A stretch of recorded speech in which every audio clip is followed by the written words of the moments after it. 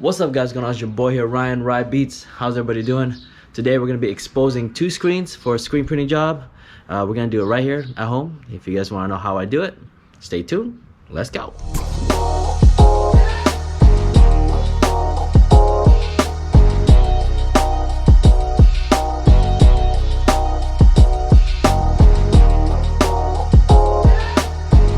Alright guys, so like I was saying, we're going to be exposing some screens. We're going to be exposing two screens today. I'm going to show you guys how I do it here at home. Here's the transparency. I know this one has a couple of holes in it because my Epson 1430 decided to splatter some inks on it, so I had to cut it out. It was either reprinting it, so I decided to cut it out. Anyways, yeah, so we're going to be exposing these. I have two screens. I don't really know what screens I have that's burnt, or not burnt, but that's coated and ready to go, so we're gonna check it out. We're gonna be exposing it on my Anatol. We got an Anatol Aurora here. This is my exposure unit from Anatol. Yeah, so that's what we're gonna be doing. Let's go ahead and turn on our safety light. Safety yellow. All right, let's figure out what screens I have to use. That was a 160. 160, we can use that. A 180. All right, cool. We can definitely use those two. All right, so the other thing I wanted to talk to you guys about is being consistent on where you place your artwork on the screens, whether it's a 1-color job, a 2-color job, a 5-color, even a 6-color job. Make sure you're consistent where you're placing it. It all starts in the artwork. So if you guys wondering, like for this artwork itself, the registration mark is, I'm always putting an inch from the top of the design. It's always there, an inch, whether it's a 2-color job, whether it's 5 or 6-color job, it's always the same. So, and the other thing that will definitely help you guys, I made this thing. This is a pre-registration template. So I do have markings here. That's where I place the registration mark. So when you make your screen, it's always at the same location each time. So either you use one of these or get yourself a T-square and measure it from there. But do your best, be consistent on location. Trust me, it's gonna be much easier for you guys. So let's go ahead and place this thing. Got our tape. Get our screens. All right, like I said, I do have marks here where I put the registration on. So I like to get our mark here. This is my mark. And I like to just get this on center, this line right here, as close as I can. What I do, just put this thing down, like so.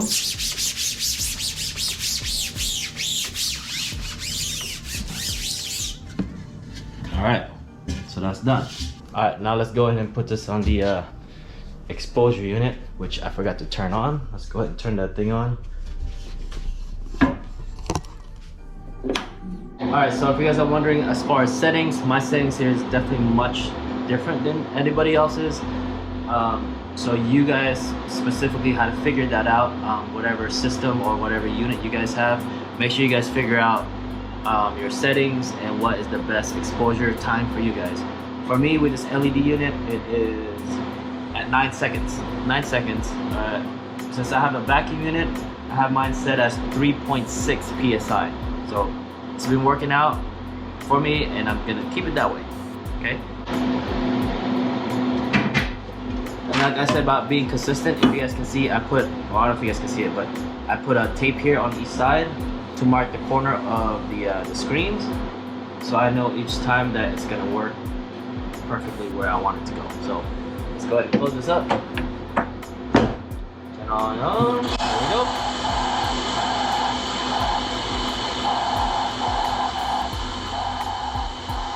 Now once it vacuums all the way out, it's gonna turn on as far as the exposing time itself.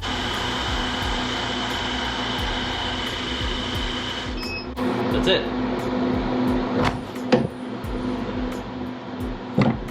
Let's go ahead and take this thing out.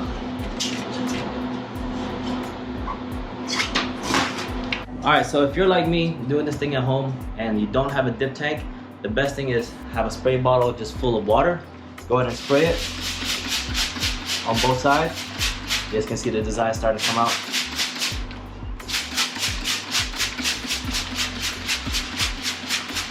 So what I like to do is I like to spray both sides, especially where the artwork of the design is. Just let it sit. Then we go back about, I don't know, 30 seconds, spray it again. I go to the washout booth, make sure that's all set up and ready to go, and I spray it again before I head on out, okay? Now let's go ahead and burn the other one.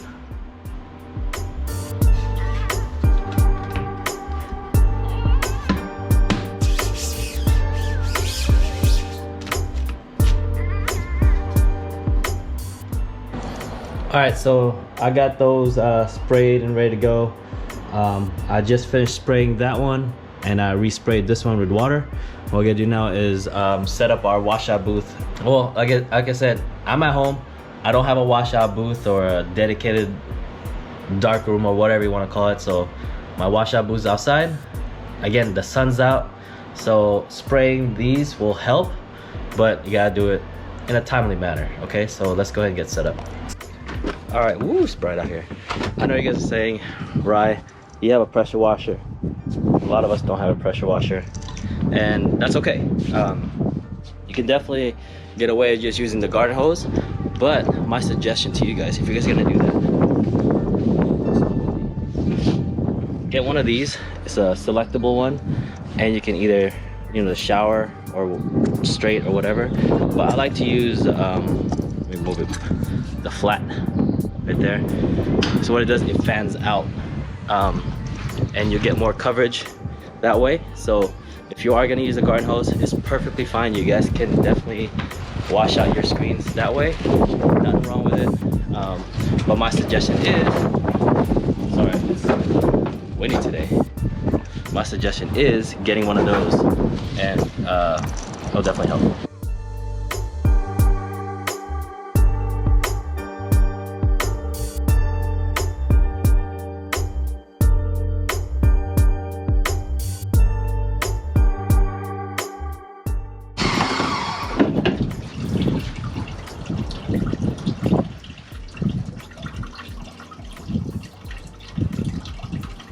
Looks good.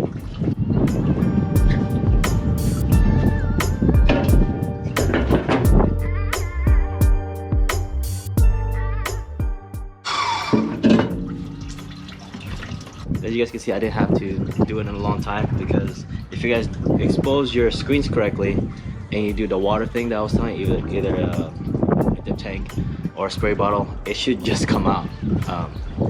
I could have just used a water hose. I should have just used a water hose to show you guys, but I didn't, sorry. But yeah, it looks good. I'm gonna show you guys after what I do.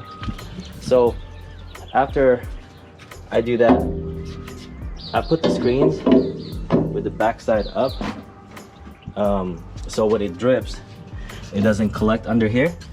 Just let it drip. And I'm using, you know, the sun to expose it or to harden it a little more. But always check, make sure there's nothing, no dirt or anything that's in there. But yeah, looks good. So with the sun, let me go back inside. It's so bright outside. Doing it this way, it's definitely easier for me because I do it at the house. I don't have a fancy dark room or anything like that. It's been working for, I don't know, handful of years now. So this is the way I've been doing it since, like I said, I work from the house, and that's just my process. I highly suggest and urge you guys, if you do not have a dip tank just full of water, just for doing that, get yourself a spray bottle. Don't be afraid to spray it multiple times. Don't think that 1 or 2 is enough or 10 is enough. It doesn't really matter. The more you spray it, the more you leave it in the dip tank, just water, it'll help break down the design, and it'll be easier for you guys to expose or to wash out the screen. So like I said, you don't need a fancy pressure washer. Just get a garden hose, but I do suggest the nozzle, get one that fans out like you know, the flat, not just a direct stream, I guess. That works perfectly fine, and especially if you're doing it this way, it works out great. Yeah, so that's how I do it. We'll check on the screens in a little bit. So yeah, we'll be right back. Alright, let me quick show you guys what I was talking about as far as the nozzle. I actually have the same nozzle here. So like I said, you don't want it to be like that. This thing is dripping. Uh-oh. Why are you dripping right now? Alright, so once again, you have a nozzle that has multi spray, I guess. So this one's your jet, you know, your typical one. Here's your shower. I like to use the shower if I'm just either washing the screen or if you're wetting the screen. Like instead of the spray bottle, take it to your washout booth and just keep spraying it. You can use that. But like I said, if you put it on flat, it has this fan. So with the pressure, the water pressure should be more than enough to wash out your screen. But here's my suggestion, guys. If you are going to be using a pressure washer or anything that you have to disconnect, let me turn this thing off. I highly suggest that you guys get a quick disconnect. As you guys can see here, you just push down here,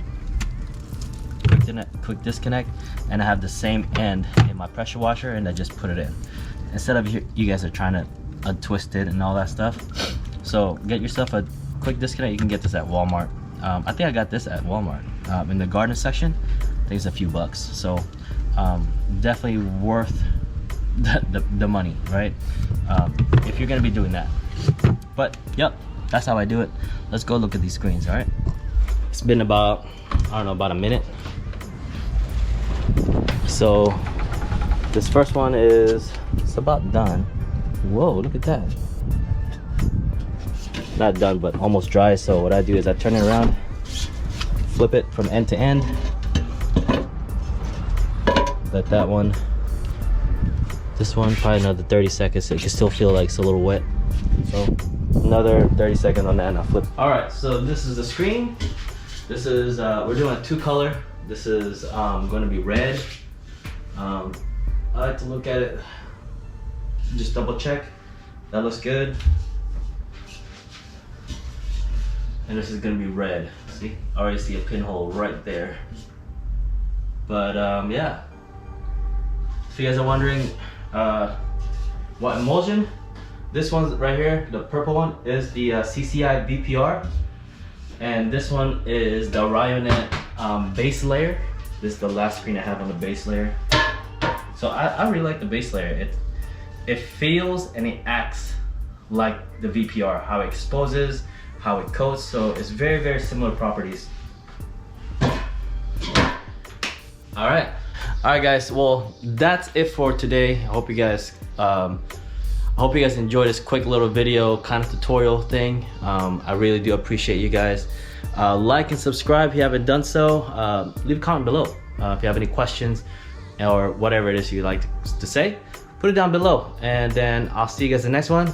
Keep grinding. Peace out.